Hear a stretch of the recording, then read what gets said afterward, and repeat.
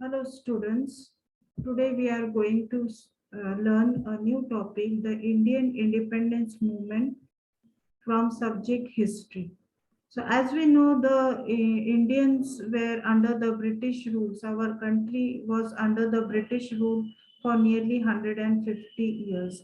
And it was the great leaders like Pandit Jawaharlal Nehru and Mahatma Gandhi who sacrificed their life and brought the independence for our country. Now, how does this Indian independence movement started? So the Britishers always made a fake promises that they are going to fulfill, and they used to make fool of the Indians. So Indians always used to obey the Britishers.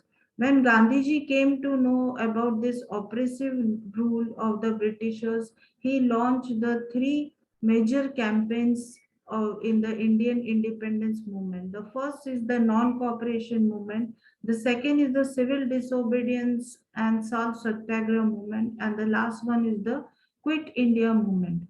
Let us study about this movement and know about the Indian independence movement. The first one is the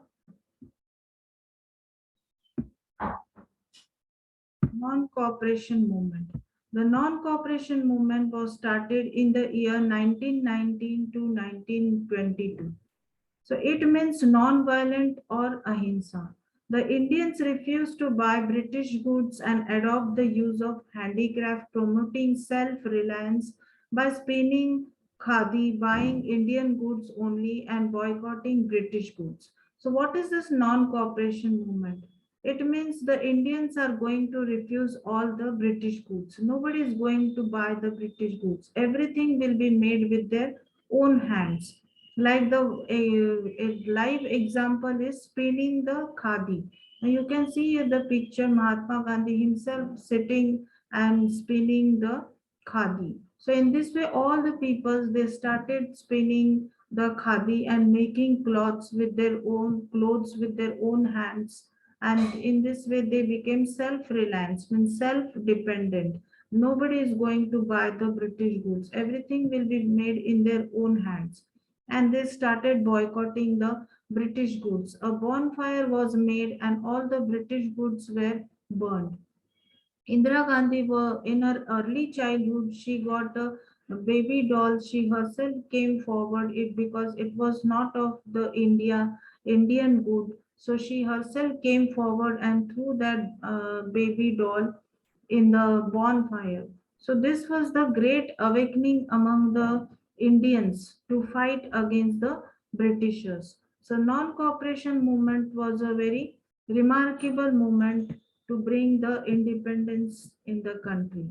The next is the civil disobedience movement. The civil disobedience movement and the salt satyagraha, which started from the year 1930 to 1931. The civil disobedience movement commenced with the infamous Dandi March when Gandhi left the Sabarmati ashram at Ahmedabad on foot with 78 other members of the ashram for Dandi on 12th March 1930. After reaching Dandi, Gandhi broke the salt law. So this was the first movement which was done against the Britishers. The civil disobedience movement. The first was the non-cooperation movement, and the second was the civil disobedience movement, where the people came forward, all the people came together and started disobeying the law and orders made by the Britishers. Nobody is going to follow the British rule, the orders of the British rule. The consequences was the Jallianwala massacre, where the Britishers, all the Britishers, they came forward and started firing. No meeting was held by the Britishers did not allow the meetings to be held, and they used to start firing on the Indians. So all this civil disobedience movement was started during this time. And here you can see the picture Mahatma Gandhi breaking the salt law.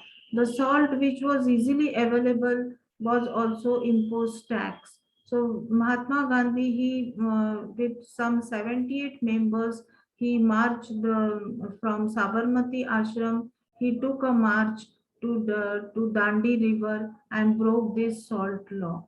So this was one of the another remarkable movement against the Britishers. That is the Indian independence movement against the Britishers.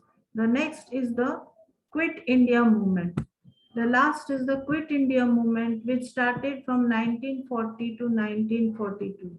The Quit India movement, also known as the August movement, was a movement launched at the Bombay session of the All India Congress Committee by Mahatma Gandhi on 8th August 1942 during the World War II, demanding an end of British rule in India.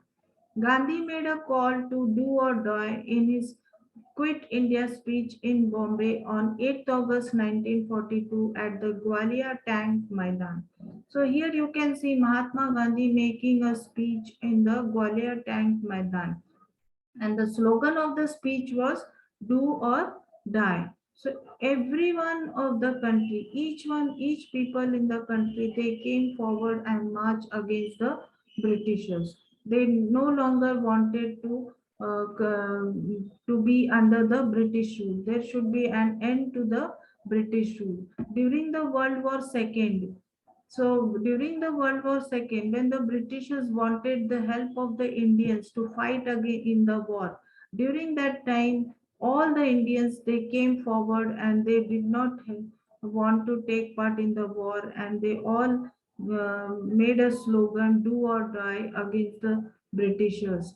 The Gandhi made a speech in the Maidan, and he provoked the people not to follow the rules of the Britishers, just quit the Britishers. The slogan Simon Go Back and Bharat Chodo was the slogan in 8th August 1942. So in this way, the Quit India movement was launched, and in 15th August 1947, India got the independence against the Britishers. So India got independence in 15th August and 1947. So the three movements which we have to remember in this Indian independence movement is first the non-cooperation movement 1919 to 1922, then the civil disobedience movement and salt satyagraha movement 1930 to 1931, and the Quit India movement 1940 to 42. So this was the more remarkable movement to bring the Indian independence. So this was the lesson, Indian independence movement from subject history. Thank you.